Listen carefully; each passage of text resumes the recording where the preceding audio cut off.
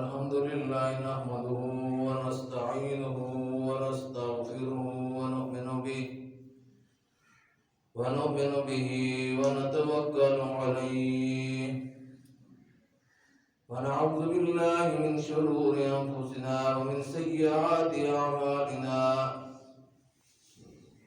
من يهده الله فلا مضل له ومن يضلله فلا هادي له ونشهد أن لا إله إلا الله وحده لا شريك له ونشهد أن سيدنا وسندنا وشفيعنا وحبيبنا ومولانا محمدا عبده ورسوله صلى الله عليه وعلى آله وأصحابه وسلم تسليما كثيرا أما بعد فأعوذ بالله من الشيطان الرجيم بسم الله الرحمن الرحيم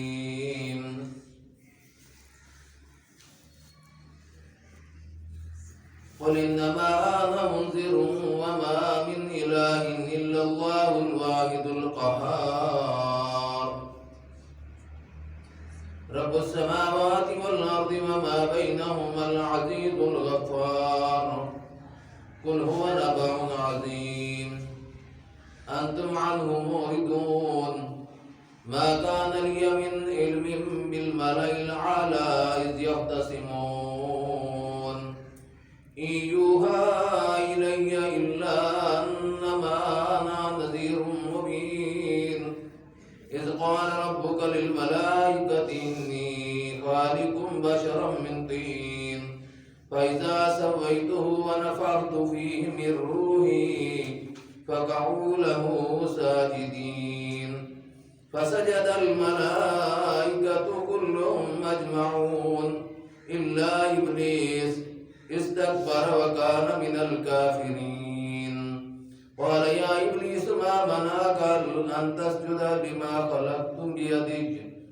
استكبرت أم كنت من العالين قال أنا خير منه خلقتني من نار وخلقته من طين قال فاخرج منها فإنك رجيم وإن عليك لعنتي إلى يوم الدين قال رب فانظرني إلى يوم يبعثون قال فإنك من المنذرين إلى يوم الوقت المعلوم قال فبعزتك لأغوينهم أجمعين إلا عبادك منهم المخلصين قال فالحق والحق أقول لأملأن جهنم منك وممن تبعك أجمعين.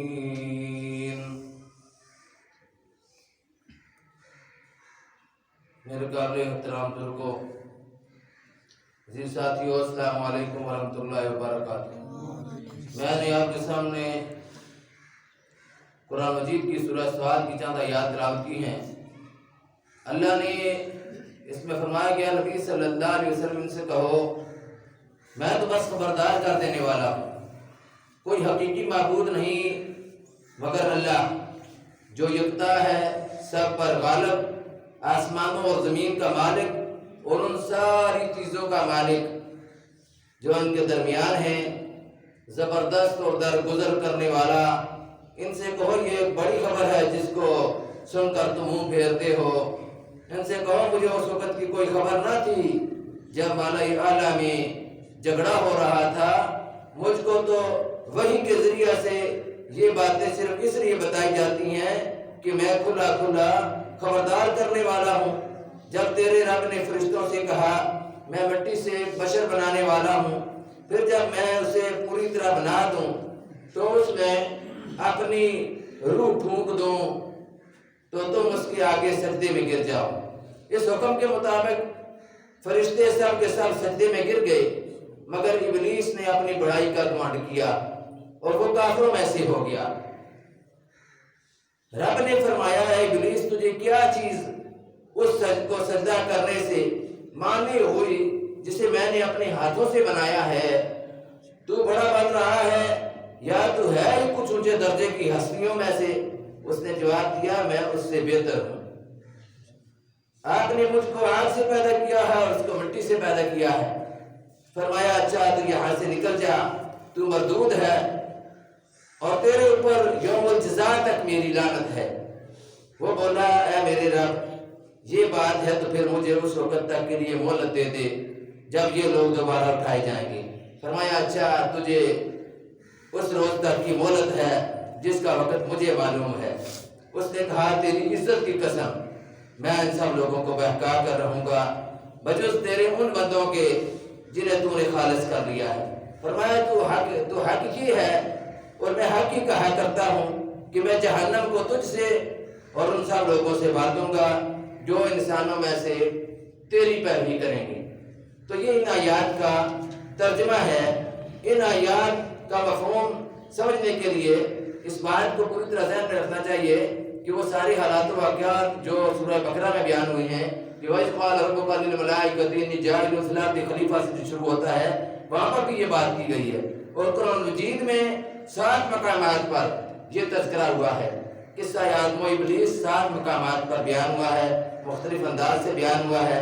اب یہاں بیان ہو رہا ہے، پہلے اللہ تعالیٰ نبی کریم صلی اللہ علیہ وسلم سے فرما رہے ہیں کہ نبی صلی اللہ علیہ وسلم ان سے کہو، یعنی کلام کا رخ اور تقریر کا رخ اس طرف ہو رہا ہے کہ پوری طرح لوگ جو سمجھ جائیں ان کو کہو یا اپنی طرف ان کو متوجہ کرو اور ان سے کہو کہ میں تو خبردار کر دینے والا ہوں۔ تو پیچھے بھی قرآن مجید میں کئی مقامات پر کہا گیا تھا کہ یہ اچنبھے والی کون سی بات ہے، یہ حیرانگی والی کون سی بات ہے کہ مجھے خبردار کرنے والا بھیجا گیا ہے۔ ایک خبردار کرنے والا خود ان کے درمیان سے اٹھ کھڑا ہوا ہے، اس میں حیرانگی کی کون سی بات ہے؟ یہاں فرمایا جا رہا ہے کہ ان سے کہو میرا کام بس تمہیں خبردار کر دینا ہے، یعنی میں کوئی فوجدار نہیں ہوں، میں فورس نہیں کر رہا، میں زبردستی تمہیں غلط طریقے سے ہٹا کر سیدھے راستے کی طرف کھینچوں۔ میرے سمجھانے سے اگر تم نہ مانو گے تو اپنا ہی نقصان کرو گے، بے خبر ہی رہنا۔ اگر تمہیں پسند ہے تو اپنی غفلت میں سرشار پڑے رہو، اپنا جان پھر تم خود دیکھ لو گے۔ میں تو خبردار کرنے والا ہوں، میں تو خبردار کرتا رہوں گا۔ اللہ نے بھی فرمایا علیک البلاغ وعلینا الحساب، تمہارا کام پہنچا دینا ہے، حساب لینا میرا کام ہے۔ تم پہنچا کر بری الزما ہو جاؤ گی، تمہاری ڈیوٹی ختم، اب اگلا کام اللہ کا ہے۔ فرمایا کوئی حقیقی معبود نہیں مگر اللہ جو یکتا ہے، سب پر غالب، آسمانوں اور زمین کا مالک اور ان سب چیزوں کا مالک جو ان کے درمیان ہے، زبردست ہے اور درگزر کرنے والا ہے۔ ان سے کہو ایک بڑی خبر ہے جس کو سن کر تم منہ پھیرتے ہو۔ یہ جواب کفار کی اس بات کا ہے جو پیچھے قرآن مجید میں بیان کی گئی ہے کہ کیا اس شخص نے سارے خداؤں کی جگہ ایک خدا کی کبریائی کا اعلان کر دیا ہے کہ بھئی تمہارا الہ ایک ہے، تمہارا رب ایک ہے، اس نے یہ اعلان کر دیا ہے۔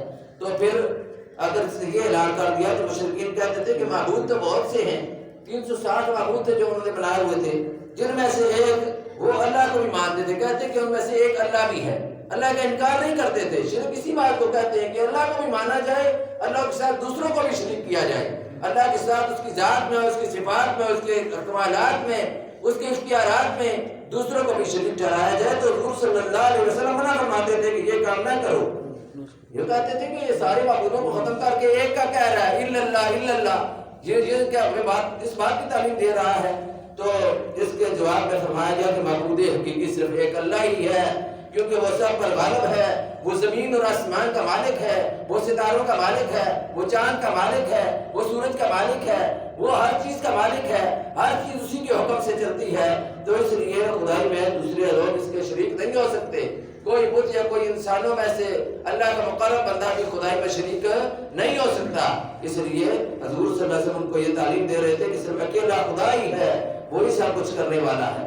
فرمایا ان سے کہو مجھے اس وقت کی کوئی خبر نہ تھی جب ملائکہ اعلیٰ میں جھگڑا ہو رہا تھا، مجھ کو تو وحی کے ذریعے سے یہ ساری باتیں اس لیے بتائی جاتی ہے کہ میں کھلا کھلا خبردار کرنے والا ہوں۔ جب تیرے رب نے فرشتوں سے کہا، یہ اس جھگڑے کی تفصیل ہے جس کی طرف آیت میں اشارہ کیا گیا ہے۔ جھگڑے سے مراد شیطان کا خدا سے جھگڑا ہے، جیسا کہ آگے بیان ہو رہا ہے۔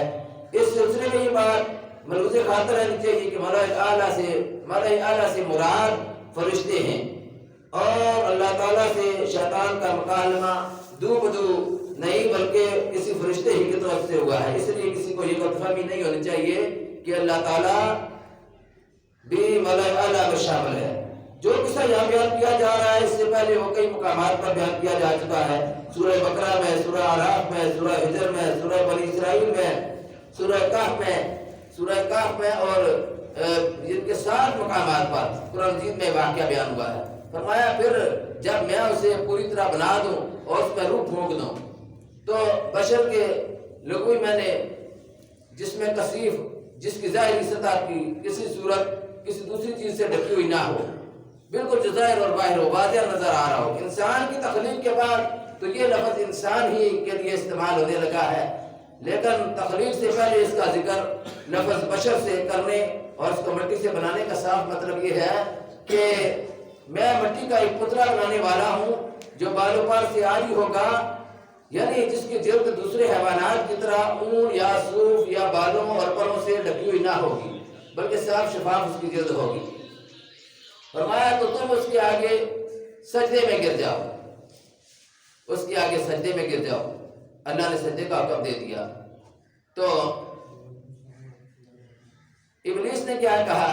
اس کے حکم کے مطابق فرشتے سارے کے سارے سجدے میں گر گئے، سب فرشتے سجدے میں گر گئے، مگر ابلیس نے اپنی بڑائی کا گمان کیا اور فرشتوں اور اس نے یہ انکار کر کے کافروں میں سے وہ ہو گیا۔ واستکبر وکان من الکافرین، اس نے استکبار کیا، تکبر کیا اور کافروں میں سے ہو گیا۔ حکم تھا اللہ کا کہ سجدہ کرو، کس کو سجدہ کرو؟ انسان کو، آدم کو۔ اسی لیے فرشتوں سے بہتر ہے انسان بننا، مگر اس میں پڑتی ہے محنت زیادہ۔ فرشتوں سے بہتر ہے انسان بننا مگر اس میں پڑتی ہے محنت زیادہ۔ فرشتہ مت کہو مجھ کو، بعض لوگ کہتے ہیں فلاں آدمی بڑا فرشتہ ہے، فرشتہ مت کہو مجھ کو، میری توقیر گھٹتی ہے، میں مسجود ملائک ہوں، مجھے انسان ہی رہنے دو۔ میں وہ ہوں جسے فرشتوں نے سجدہ کیا، میرا اتنا اونچا مقام ہے۔ نور کا اتنا اونچا مقام نہیں ہے جتنا بشر کا مقام ہے۔ سب نوریوں نے بشر کو سجدہ کیا، آدم کو سجدہ کیا اور سب نے سجدہ کیا۔ پھر اس کے بعد کون سجدے سے رہ گیا؟ ابلیس۔ وہ اس کا نام ابلیس بھی اسی لیے ہے، یہ مایوس ہو گیا تھا اللہ کی رحمت سے اور اتنا عبادت گزار تھا کہ سب فرشتوں سے سب سے زیادہ عبادت کرنے والا یہ تھا۔ اس کا نام تھا عزازیل۔ اس کا نام کیا تھا فرشتوں میں؟ عزازیل۔ یہ فرشتوں میں صرف طرح نہیں تھا، پہلے جن تھا، یہ پہلے جن تھا۔ فرمایا کان من الجن ففسق عن امر ربی، یہ جنوں میں سے نے اپنے رب کے حکم کی نافرمانی کی، پھر عبادت کرتے کرتے اتنا اونچا مقام حاصل کر لیا۔ پھر کیا ہوا؟ تکبر عزازیل راخار کرد بزندان لعنت گرفتار کر۔ تکبر نے عزازیل کو لعنت میں گرفتار کر دیا، خوار کر دیا، برباد کر دیا۔ تکبر ہے ہی ایسی چیز جو انسان کو برباد کر دیتی ہے۔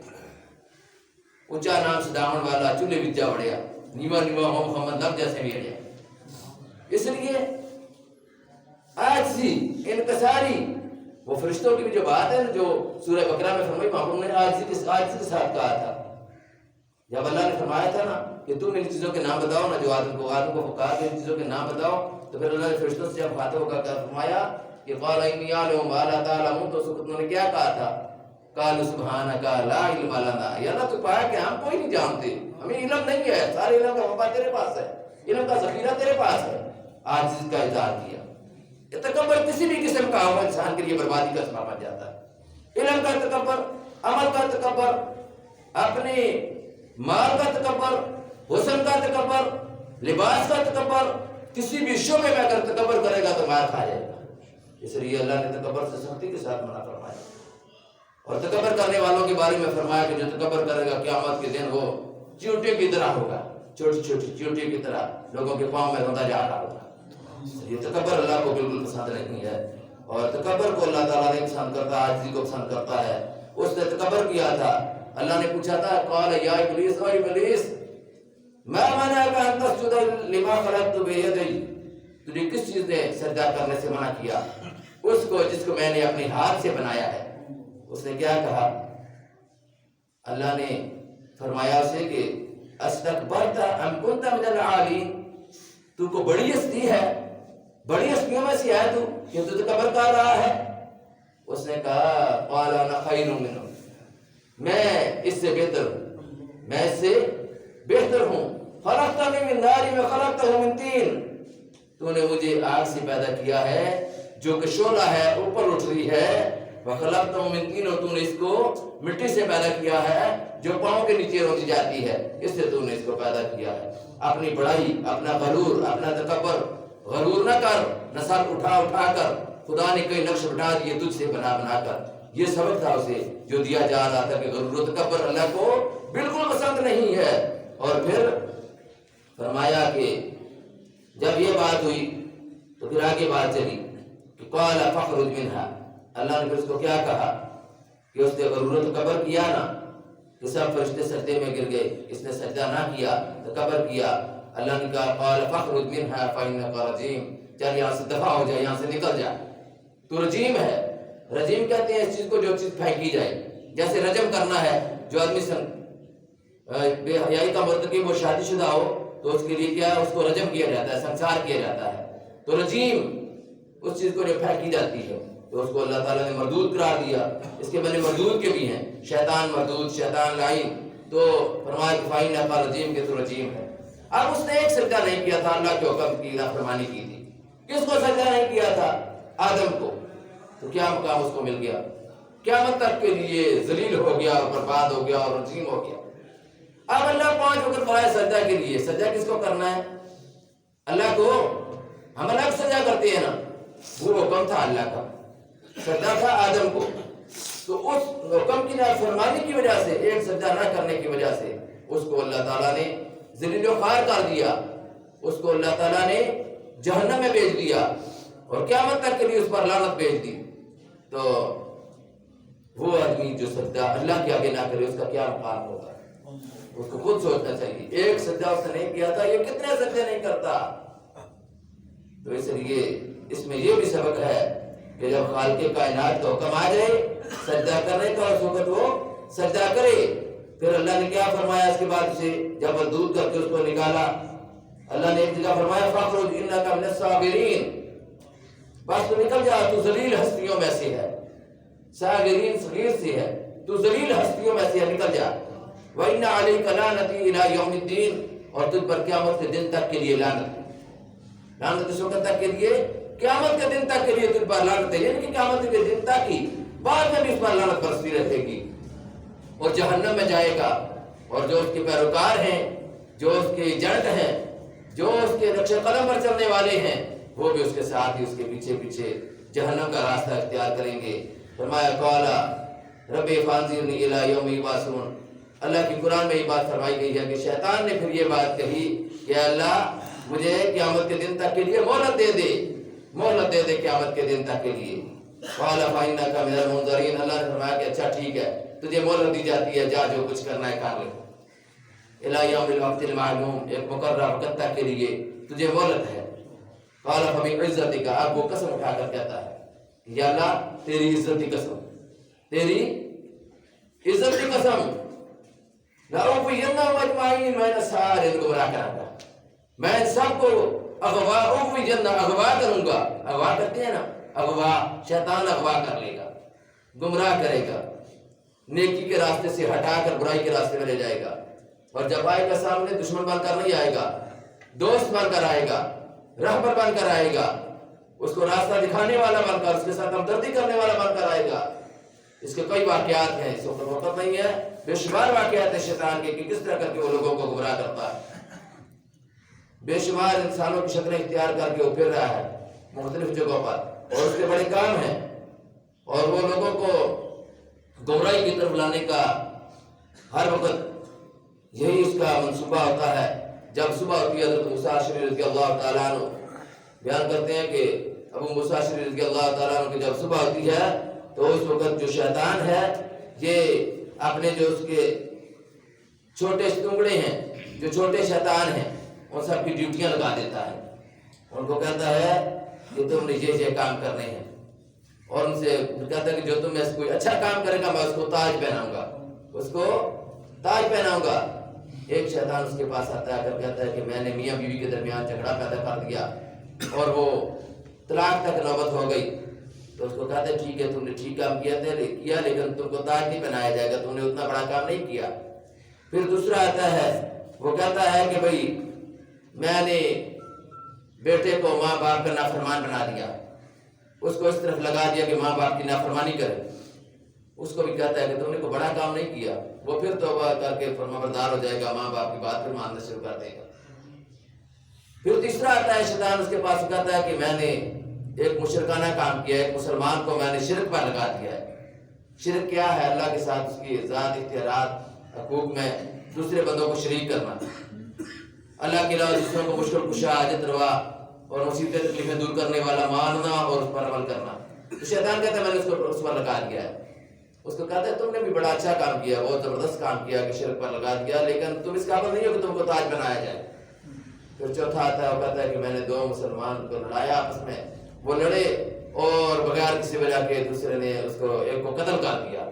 اٹھتا ہے اپنی جگہ سے، اٹھ کر کہتا ہے کہ صحیح کام تو تم نے کیا ہے، اٹھ کر اس کو تاج پہناتا ہے اور اس سے خوش ہو جاتا ہے کہ واقعی صحیح کام تم نے کیا۔ وہ ساری رپورٹ تم سے لیتا ہے جن کو دن کے وقت بھیجتا ہے۔ اس لیے معاشرے کے اندر وہ اپنا کام کر رہا ہے، اس کے ایجنٹ ہیں، اس کے بھی اسی طرح کر کے سپاہی ہیں، اس کے ایجنٹ ہیں جو کام کر رہے ہیں معاشرے کے اندر۔ گانا بجانا، واہیات، خرافات، بے حیائی کے مناظر، بے حیائی کے پروگرام، بے حیائی کی تقریبات، برائیوں کی تقریبات، برائیوں کے پروگرامات، یہ سارے وہ ترتیب دیتے ہیں ایک منصوبے کے تحت اور اپنا پورا شیڈول بنا کر وہ لوگوں کے سامنے رکھتے ہیں۔ اس لیے شیطان کے سارے پٹھرے مناظر سے اپنے آپ کو بچانا چاہیے اور شیطان کی جو حسین قسم کی آرزویں ہیں ان سے اپنے آپ کو محفوظ رکھنے کی کوشش کرنی چاہیے۔ شیطان نے وہاں پر قسم اٹھائی تھی اور ایک جگہ قسم اس نے یہ اٹھائی تھی کہ میں ان کے دائیں سے، بائیں سے، آگے سے، پیچھے سے، اوپر سے، نیچے سے، ہر طرف سے حملہ کروں گا، 6 طرف سے حملہ کروں گا، اگر بچ گئے تو ٹھیک ہے، بچیں گے وہی جو تیرے خالص بندے ہیں۔ پھر اللہ نے فرمایا کہ اگر یہ بات ہے تو پھر میں تجھے اور جو تیرے پیروکار ہیں ان کو جہنم میں داخل کروں گا، میرا بھی یہ بات حق ہے اور جو میں کہتا ہوں وہ حق ہی کہتا ہوں۔ اللہ سے دعا اللہ ہمیں شیطان کے پروپیگنڈوں سے، شیطان کے شرور سے، شیطان کے ہر قسم کی ترغیبات سے محفوظ فرمائے اور اللہ تعالیٰ ہمیں اپنے راستے پر صراط مستقیم پر چلنے کی توفیق نصیب فرمائے۔ وآخر دعوانا الحمدللہ رب العالمین۔